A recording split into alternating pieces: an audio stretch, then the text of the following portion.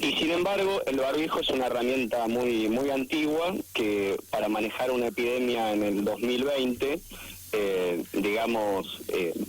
estamos resolviendo un problema con las mismas herramientas que teníamos hace un siglo, con la gripe española. Entonces eso da mucho que pensar, ¿no es cierto? El barbijo ocupa un lugar donde estarían las herramientas de protección.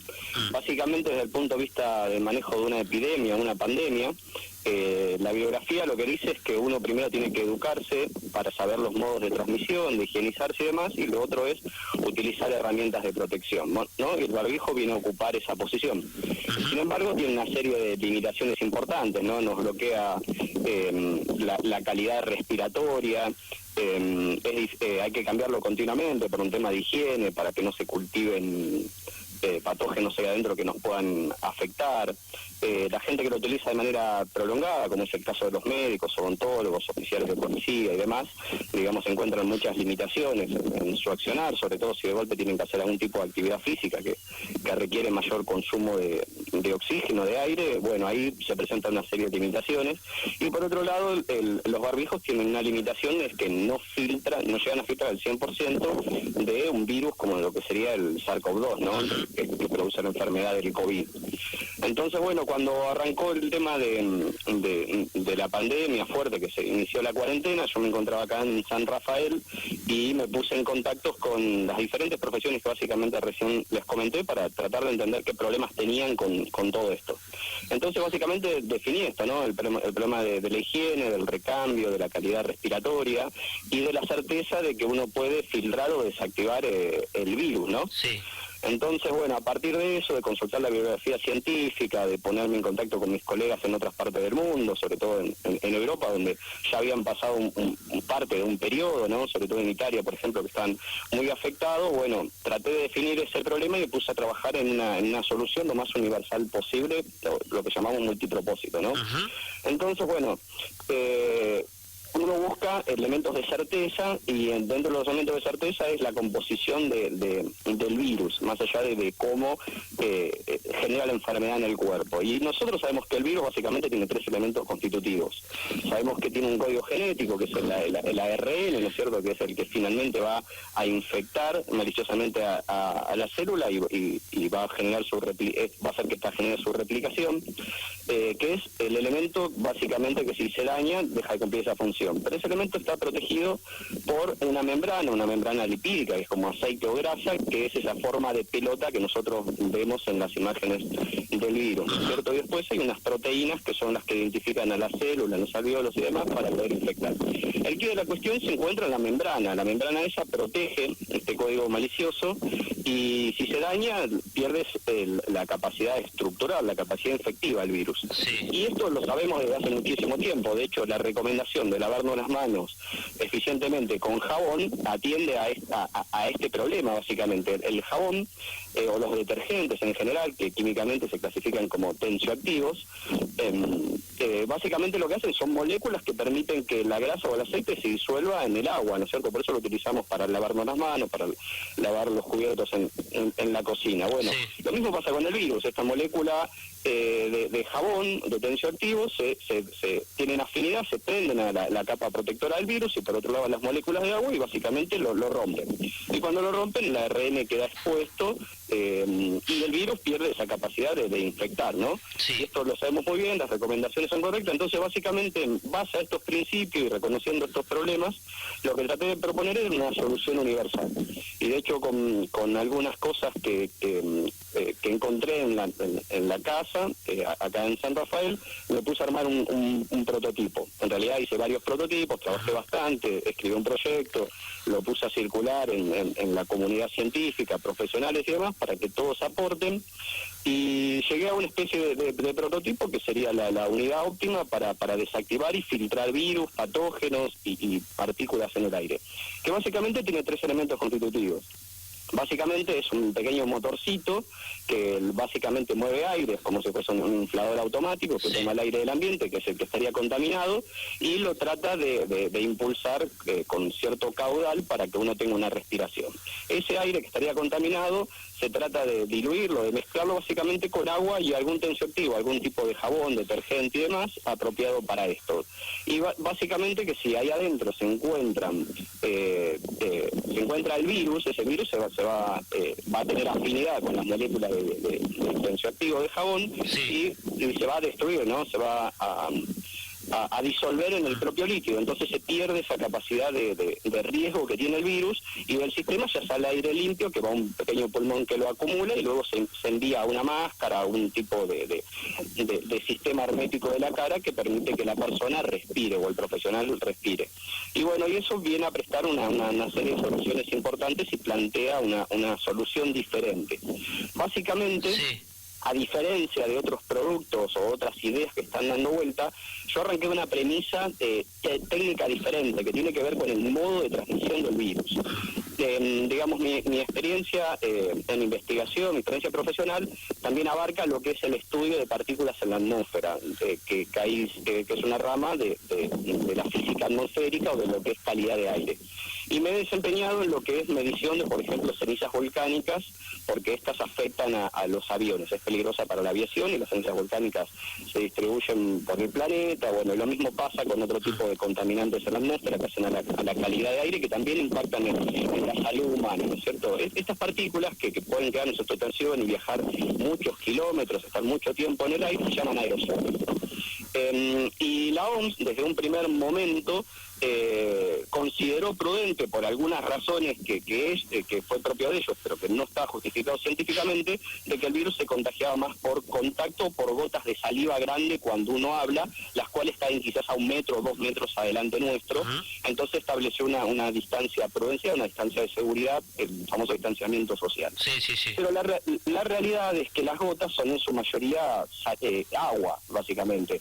Entonces, cuando nosotros hablamos y emitimos estas gotas grandes, y esto, la gota, que es un 99% quizás agua, cuando sale a la atmósfera está más seca, sobre todo la atmósfera, por ejemplo, de acá de Mendoza, que es bastante seca, y entonces esas gotas se evaporan básicamente, y la gota va disminuyendo su tamaño, y si esa gota tiene mucosidad, virus adentro, puede ser de que ese virus nunca llegue al piso, sino que quede en sustentación en el aire.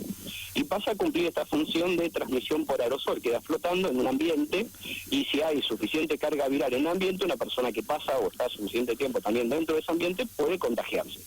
Bien. Este es el tercer modo, ¿no es cierto? Sí. Entonces yo vine a tratar de proponer una solución que fue realmente muy temprana y muy novedosa, entonces inicialmente no se entendió y que ahora está cobrando relevancia a nivel mundial, porque hay muchísimos casos que no se pueden explicar de por qué se están dando, pese a que se están tomando las medidas apropiadas, ¿no es cierto? Entonces, hoy en día ya está aceptado esto, si bien a la OMS le cuesta dar recomendaciones de la transmisión por aerosoles, pero bueno, entender este problema viene a evitar un montón de contagios y un manejo más apropiado de la pandemia. Esto no tiene que generar ningún tipo de miedo, sino que bueno, el conocimiento bien utilizado viene a resolver el problema. Ezequiel, para entender un poquito más el dispositivo que has creado, decías que con la ayuda de este motorcito que tiene este dispositivo, que ingresa el aire del medio ambiente, ¿no? El que respiramos aquí en el estudio, en la calle o en la vereda.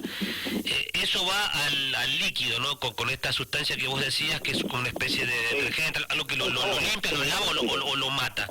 Lo que yo respiro, ¿qué pasa con ese detergente que está en el agua? No, el detergente no sale del agua, básicamente que se disuelve en ese lugar y en todo caso está respirando lo que sería aire limpio, ¿no es cierto? La composición del aire en condiciones naturales y no tendría ningún efecto dañino para la salud. Es más, el sistema está, este tipo de diseños, este tipo de inventos, se dice que son bioinspirados, están inspirados en el propio cuerpo humano. Y vos te fijás, básicamente, el problema arranca básicamente por los alvéolos de los pulmones, donde se da el intercambio gaseoso, ¿no? Donde recibimos el oxígeno, sacamos el dióxido de carbono. Bueno, básicamente los alvéolos son una especie de bolsitas que se abran y se cierran, y ese fenómeno por el cual cual nosotros podemos respirar, básicamente se da porque los alvéolos también tienen un tensioactivo, tienen una especie de detergente que les permite cumplir esa función, y tiene una doble función. Una es el funcionamiento de abrir y cerrar para hacer el intercambio, pero por otro lado también desactivan los patógenos. Básicamente los alvéolos son una interfaz entre el aire y un líquido, y el agua. Bueno, el sistema que yo hice externo está inspirado justamente en la naturaleza del cuerpo humano, y también viene a hacer lo mismo, pero de una manera externa, mecánica y más rudimentaria. Obviamente la biología es más sofisticada en este sentido. Pero básicamente venimos a reforzar lo que estaría haciendo los alvéolos y disminuyendo o eliminando la carga viral y también de otros patógenos o contaminantes que están en el aire, básicamente. Y esto muy pensado para aquellos que tienen mucho contacto con la gente, no sé, vos recién lo decías en el inicio, ¿no?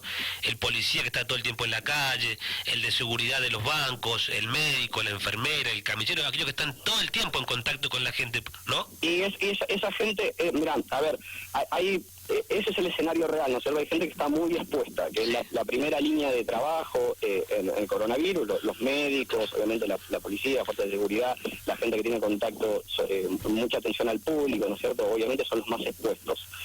Mientras que esto no esté comercializándose directamente en la góndola de una farmacia, la recomendación de esas personas es la ventilación del aire, disminuye la carga viral y, bueno, obviamente disminuye uno el riesgo de que haya infecciones. Pero sí, inicialmente la idea era que esto pueda construirse de manera masiva para este tipo de ¿Y has tomado contacto con alguien del gobierno, con algún funcionario para mostrarle este dispositivo? Y esa es una pregunta. Y lo segundo ¿es caro? Sí. Que la pregunta del millón, ¿no?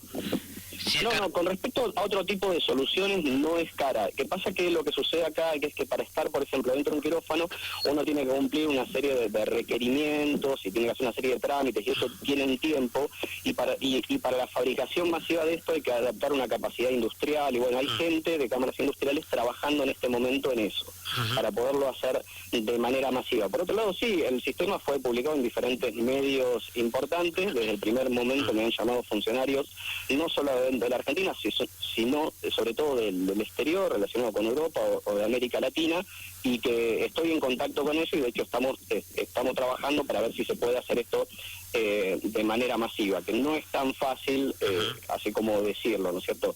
Pero sí, estamos en contacto y hay gente de diferentes campos trabajando alrededor de esto. El proyecto es público, e inicialmente los planos o el concepto técnico se quedó abierto para que si alguien lo podía copiar, lo copie, lo adapte a sus capacidades, mientras se está haciendo algo de producción masiva de esto. Y te preguntaba también, ¿cuánto costaría hacerlo? Por supuesto que vos lo decías recién, lo explicabas, ¿no? Con material que vos has tenido a mano, pero cuando ya hablamos de llevarlo a la industria, no sé si los materiales son iguales o otro tipo de materiales, y la mano de obra y todo eso, ¿no?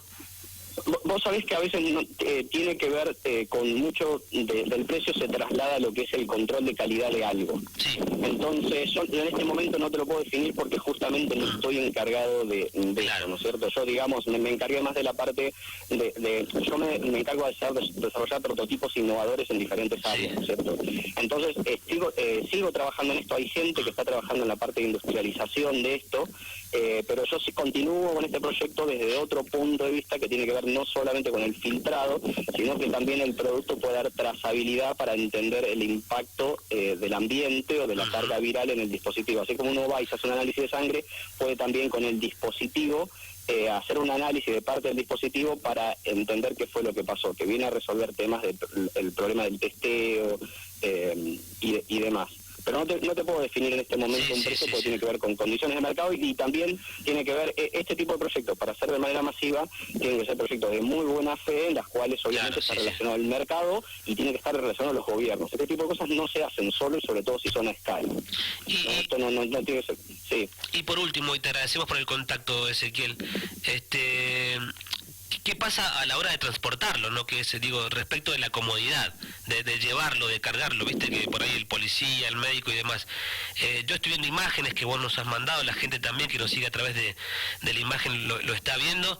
Vemos que no es un aparato muy grande, no es algo más bien pequeño. No, Silvio, mirá, el tema de